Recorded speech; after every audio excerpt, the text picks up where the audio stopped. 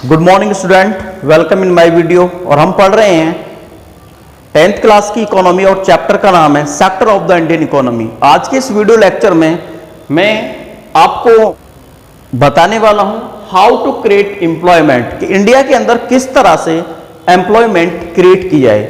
इससे पहले जितने भी हमने टॉपिक क्लियर किए हैं उन सब में मैंने आपको बताया था कि सेक्टर क्या होते हैं, इकोनॉमी एक्टिविटीज क्या होती हैं, और एम्प्लॉयमेंट के बारे में मैंने बताया था कि डिस्गाइज एम्प्लॉयमेंट क्या होती है। अब मेन जो टॉपिक है वो ये होता है कि इंडिया के अंदर किस तरह से इकोनॉमिक कंडीशन को और बेटर करने के लिए, इंडिया की इकोनॉमी को और बेटर करने के लिए हम कौन कौन सी ऐसी सेक्टर हैं जिनको हम ज्यादा ग्रो करें, और क्या क्या उन सेक्टर्स में हम फैसिलिटीज प्रोवाइड करें ताकि उन सेक्टर में वर्क करने वाले जितने भी पीपल हैं उनको बेटर एम्प्लॉयमेंट मिल सके, और अदर पर्सन, जितने भी अदर पर्सन है, यूथ है, वो उन सेक्टर की तरफ ज्यादा से ज्यादा उन सेक्टर में इंटरेस्ट ले सके।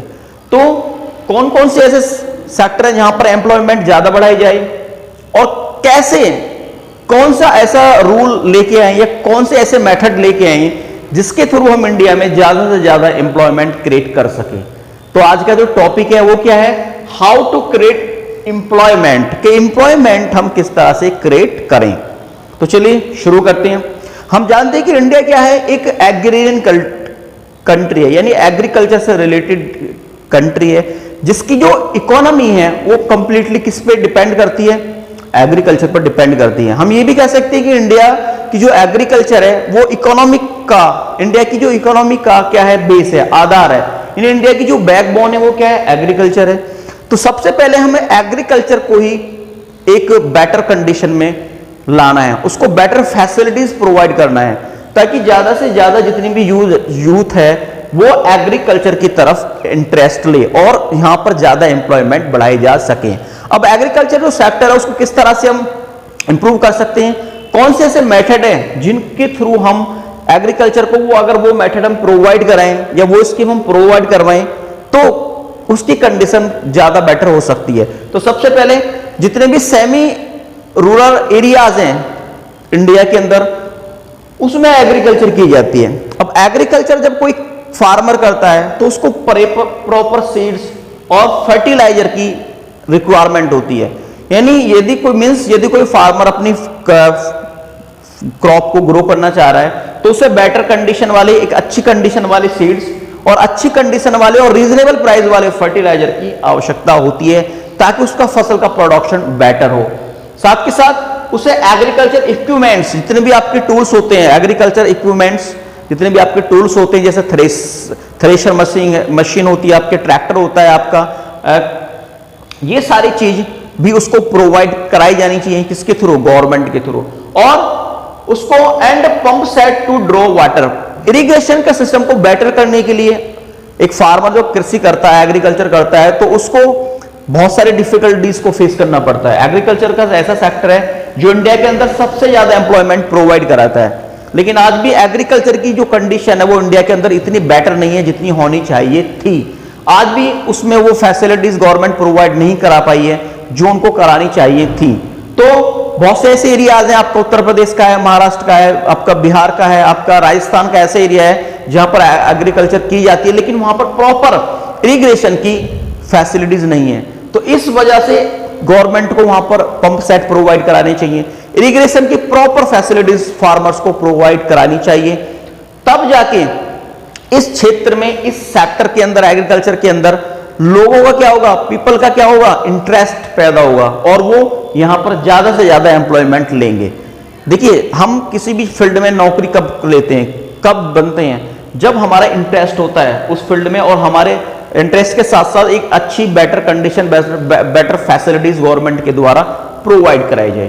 तो एग्रीकल्चर को यदि ये सारी फैसिलिटीज, कौन कौन सी, seeds, fertilisers, agriculture equipments and pump set to draw water, ये सारी अगर प्रोवाइड की जाए तो एग्रीकल्चर की जो कंडीशन है बेटर हो सकती है। जितनी भी यूथ है वो एग्रीकल्चर की तरफ ज्यादा इंटरेस्ट लेगी और इसमें ज्यादा एम्प्लॉयमेंट हम ग्रो कर सकते हैं। अब इसमें आता है कि जब एग्रीकल्चर आप ग्रो करते हैं, एग्रीकल्चर जब कोई भी फार्मर करता है तो उसकी फसल, उसके जो फील्ड में होने वाली जो क्रॉप है उसको मार्केट तक पहुंचाने के लिए उसे ट्रांसपोर्ट की आवश्यकता पड़ती है, और ट्रांसपोर्ट तभी बेटर हो सकता है, तभी अच्छी तरह से वहां पर प्रोवाइड हो सकता है उस फार्मर के लिए यदि वहां की रोड अच्छी हो। तो रोड की जो कंडीशन है वो भी बेटर करनी पड़ेगी गवर्नमेंट को, और ट्रांसपोर्ट की सारी फैसिलिटीज प्रोवाइड करवानी पड़ेगी गवर्नमेंट को एक फार्मर के लिए, ताकि वो फार्मर अपनी क्रॉप को मार्केट तक इजीली पहुंचा सके। और जब उसकी फसल इजीली, उसकी क्रॉप इजीली मार्केट तक पहुंचेगी तो उसको एक रीजनेबल प्राइस मिलेगा, एक अच्छा गुड प्राइस मिलेगा, फेयर प्राइस मिलेगा, और इस फील्ड में उसकी जो कंडीशन है बेटर होगी और लोग इसमें ज्यादा इंटरेस्ट लेंगे, और यहां पर ज्यादा से ज्यादा एम्प्लॉयमेंट क्या होगी, जनरेट होगी। अब इसके साथ क्या होता है कि हनी कलेक्शन सेंटर, कुछ ऐसे एरियाज हैं इंडिया के अंदर जो आपके फॉरेस्ट के नियर हैं, यानी ऐसे विलेज है, मींस ऐसे विलेज भी इंडिया के अंदर जो फॉरेस्ट में रहते हैं, फॉरेस्ट के नियर रहते हैं। तो उस एरियाज के जितने भी फार्मर्स होते हैं, जो पीपल होते हैं, उनका जो मेन काम होता है वो क्या होता है कि हनी कलेक्ट करना होता है, कि जितने भी वहां पे लोग हैं वो हनी कलेक्ट का काम करते हैं। तो ऐसे एरियाज में गवर्नमेंट को हनी कलेक्शन सेंटर ओपन करने चाहिए, ताकि जो सेंटर वहां पर ओपन किया जाए वो इजीली हनी कलेक्ट करे, और हनी कलेक्ट करने वाले जितने भी आपके फार्मर हैं उनको उस वर्क का एक फेयर प्राइस मिले और उनकी कंडीशन बेटर हो, और लोग इस फील्ड में ज्यादा इंटरेस्ट लें, और इस फील्ड में इस तरह से आपकी एम्प्लॉयमेंट जनरेट की जा सके। तो ये एग्रीकल्चर की कंडीशन को यदि हम ये सारी फैसिलिटीज प्रोवाइड कराएंगे तो डेफिनेटली इंडिया के अंदर एम्प्लॉयमेंट एग्रीकल्चर के अंदर और ज्यादा हम प्रोवाइड करा सकते हैं, किसको, यूथ को। अब आता है सर्विस सेक्टर के अंदर एम्प्लॉयमेंट कैसे प्रोवाइड कराएं। तो चलिए देखते हैं कि सर्विस सेक्टर के अंदर हम एम्प्लॉयमेंट कैसे प्रोवाइड करवाएं। अब हम जानते हैं कि इंडिया के अंदर बहुत सारी यूथ है, उनमें बहुत सारी चिल्ड्रन है, और जितने भी चिल्ड्रन होते हैं वो सभी चिल्ड्रन इंडिया के अंदर स्कूल नहीं जा पाते हैं, वो अपने घर में एक लेबर का वर्क करते हैं, एक ये चाइल्ड लेबर का वर्क वो अपने होम में या आसपास के एरियाज में करते हैं। तो उनकी कंडीशन को बेटर करने के लिए, उनको एजुकेशन प्रोवाइड कराने के लिए इंडिया की गवर्नमेंट को बहुत सारे स्कूल ओपन कराने चाहिए, उनको स्कूल को ओपन कराना चाहिए, कॉलेज को ओपन कराना चाहिए। और जब स्कूल्स ओपन होंगे तो डेफिनेटली हमें बहुत सारे टीचर्स की आवश्यकता पड़ेगी, बिल्डिंग्स की आवश्यकता पड़ेगी। तो इस एरिया में, सर्विस सेक्टर में भी हम इस तरह से यहां पर एम्प्लॉयमेंट जनरेट कर सकते हैं।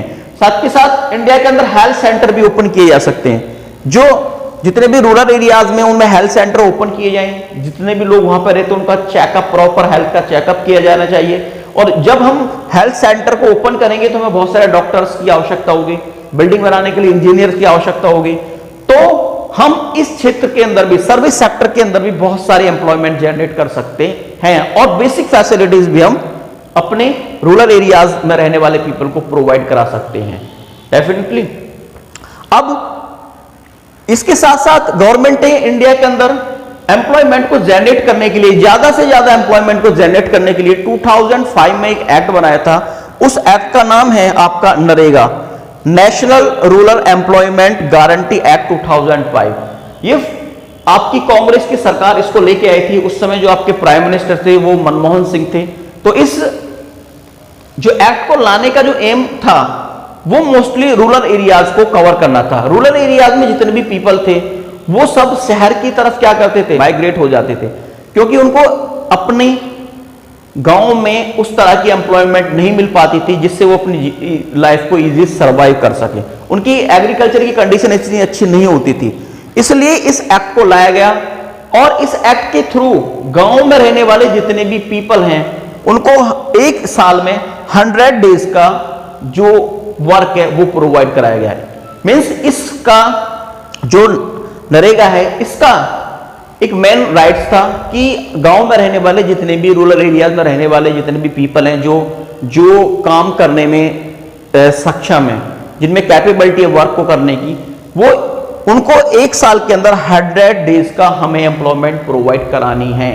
यदि वो किसी पर्सन को एम्प्लॉयमेंट नहीं प्रोवाइड कराते तो उनको बाद में अनएम्प्लॉयमेंट अलाउंस भी सरकार के द्वारा दिए जाता था। अंडरस्टैंड? और इस एक्ट का नाम, इस नरेगा का नाम हम राइट टू वर्क के नाम से भी जानते हैं, यानी इसका जो सेकंड नाम है वो राइट टू वर्क के नाम से भी हम इस एक्ट को जानते हैं। इस एक्ट में जो आपकी वुमेन्स थी उनको आरक्षण दिया गया, उनको रिजर्वेशन दिया गया, अंडरस्टैंड। और यदि आप इस एक्ट के थ्रू यदि आप अपने घर से 5 किलोमीटर दूर वर्क कर रहे हैं तो आपको 10% एक्स्ट्रा पैसा आपको दिया जाएगा। That is the clear. अब इस एक्ट को 2 अक्टूबर 2008 में इसका नाम बदलकर महात्मा गांधी MGNREGA मनरेगा कर दिया गया। पहले ये किसके नाम से जाना जाता था? नरेगा के नाम से।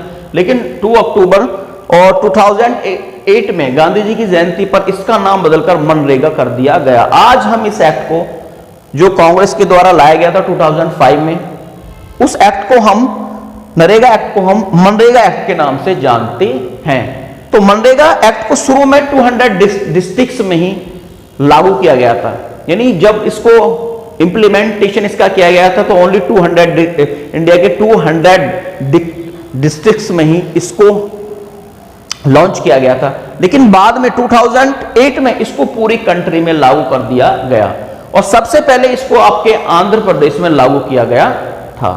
तो ये मनरेगा जो एक्ट है इसको भी इसलिए लाया गया था ताकि मोर एम्प्लॉयमेंट इंडिया के अंदर जनरेट किए जा सके और इंडिया का जो यूथ है उसको ज्यादा से ज्यादा एम्प्लॉयमेंट प्रोवाइड हो और इंडिया की कंडीशन बेटर हो, उसकी इकोनॉमिक कंडीशन और ज्यादा गुड हो। तो ये इस लेक्चर में मैंने आपको बताया था कि हाउ टू क्रिएट एम्प्लॉयमेंट, कौन कौन से ऐसे मेथड है जिनके थ्रू इंडिया गवर्नमेंट अपने इंडिया के अंदर किस तरह से एम्प्लॉयमेंट को क्रिएट कर सकती है। तो आई होप इस लेक्चर के थ्रू आपने गुड नॉलेज गेन की होगी।